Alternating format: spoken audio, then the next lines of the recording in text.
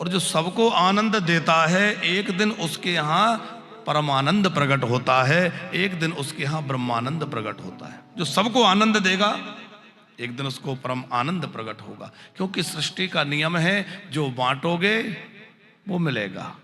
और कितना मिलेगा? हजारों लाखों गुना होकर मिलेगा।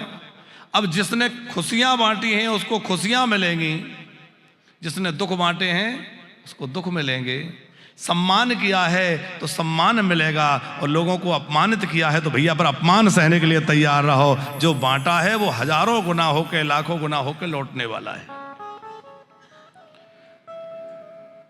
लंका में हनुमान जी ने आग लगा दी।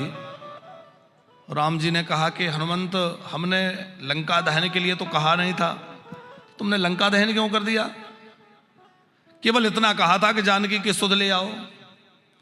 हनुमान जी बोले, सरकार वो एक राक्षसी स्वप्न सुना रही थी तो वो कह रही थी सपने बानर लंका जारी, सपने में बानर ने लंका जलाई। हमें लगा कि बाद में ये प्रोग्राम डिसाइड हुआ होगा, राम जी ने नहीं बता पाया।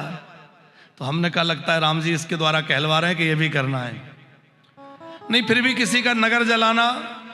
तो हनुमान जी बोले, सरकार बात यह है कि मैंने उसका नगर नहीं जलाया, उसके पाप ने उसका नगर जलाया है, क्योंकि उसने दूसरे के घरों को जलाया था। रावण के विषय में लिखा है, जहां जहां धेनु देव दुज पावहीं और नगर गांव पुर आग लगावहीं। रावण ने दूसरे के घरों को जलाया था, तो एक दिन ऐसा आया कि उसका सारा नगर जल गया। साहब, जो दूसरे के घर को जलाएगा एक दिन उसका घर भी जलेगा। इसलिए ध्यान रखिएगा, हम कृष्ण कथा राम कथा सुनने वाले सत्संगी लोग हैं, तो हमारे जीवन में ये परिवर्तन रहे कि हम किसी के घर जलवाने वाले ना हो। अग्रवाल जी, एक जंगल में आग लग गई, जंगल में भीषण आग लगी, सारे पक्षी भागने लगे। एक छोटी सी चिड़िया वो भाग नहीं रही थी, चोंच में पानी ला ला करके डाल रही थी किसी सरोवर से। किसी ने कहा, अरे तू इतनी सी चिड़िया और थोड़ा सा पानी ला के डाल देगी, जंगल की आग बुझ जाएगी। तो चिड़िया हंस के बोली कि मैं भी जानती हूं कि आग बुझने वाली नहीं है, लेकिन जिस दिन इतिहास लिखा जाएगा तो तुम्हारा नाम तमाशा देखने वालों में होगा और मेरा नाम आग बुझाने वालों में होगा कि मैं आग बुझा रही थी। बेशक मैं ना बुझा पाऊं, हम क्या कर सकते हैं क्या नहीं कर सकते हैं ये तो एक अलग बात है, पर अपना प्रयास तो करें। गोरक्षा की बात हम लोग कल कर रहे थे।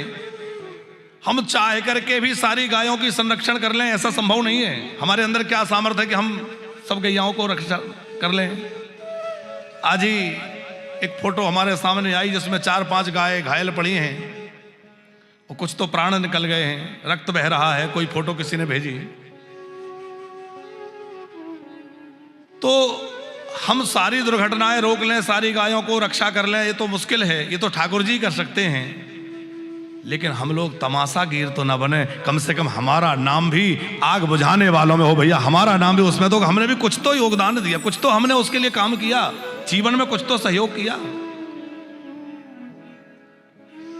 यशोदा का अर्थ क्या है? यशा ददात यति यशोदा, जो दूसरे को यश प्रदान करती है वो यशोदा है। हम लोगों की स्थिति यह है कि काम कोई और करे, यश हम ले लेते हैं। एक शब्द है अग्रवाल जी, कार्यकर्ता। इसमें 2 शब्द हैं, कार्य और कर्ता। कई बार ये होता है कि कर्ता तो बहुत दिखते हैं पर कार्य कुछ नहीं दिखता। कर्ता बहुत दिख रहे हैं, कार्य कुछ नहीं दिख रहा कि हुआ क्या। और कभी कभी ऐसा भी देखा जाता है कि कर्ता नजर नहीं आ रहा लेकिन काम सब हो रहा है। कर्ता पीछे है पर काम सब व्यवस्थित हो रहा है, जैसे यहां हो रहा है।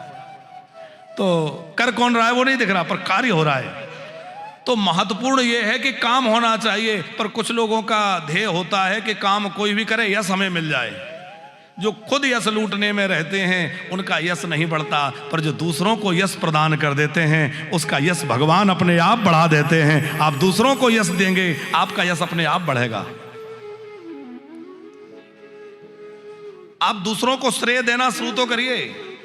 सब आपने किया, सब आपके वजह से हुआ। और जो दूसरों को श्रेय देता है भगवान उसको परम श्रेय प्रदान कर देते हैं।